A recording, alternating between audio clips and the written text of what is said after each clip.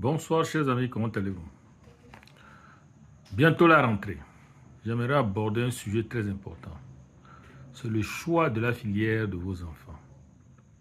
Tu es pauvre. Tu envoies ton enfant choisir une mauvaise filière. Une filière où il va faire 5 ans, 6 ans.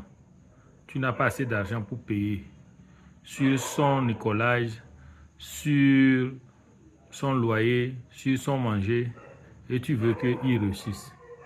Il ne va jamais réussir. Il aura plus de difficultés. Tu es riche et tu envoies ton enfant faire une étude où il ne peut pas venir te remplacer. La richesse que tu es en train d'entreposer là, tu penses que c'est qui va le fructifier à ta mort? Ça, c'est une question qu'il faut se poser. Donc, le choix des filières est très important pour la survie de chaque type de personne, que tu sois pauvre ou riche. Le pauvre cherche à devenir riche. Le riche cherche à maintenir sa richesse dans le temps. Donc, le choix des filières des études de nos enfants dépend de la longévité de la richesse ou du devenir ou de la sortie de la pauvreté. Aujourd'hui, les filières à caractère linguistique, c'est des pertes de temps. Aujourd'hui, les filières de technologie, des outils de pointe ou la mécanisation, c'est-à-dire des outils de main, est la meilleure pour nos enfants.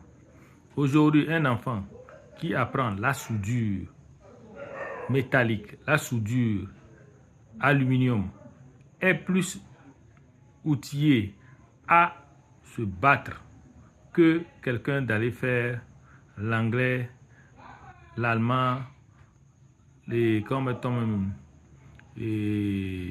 y a encore la philosophie, toutes les langues, les flèches. Donc, aujourd'hui, envoyez vos enfants aller faire des filières de technique, c'est-à-dire technique dans le bâtiment, technique dans les travaux publics, technique dans les mines, technique dans la mécanique de pointe. Créer des sociétés ou des garages pour changer des moteurs. Ce n'est pas réparer seulement que le moteur, changer des moteurs. Vous voyez comment les Libanais le font.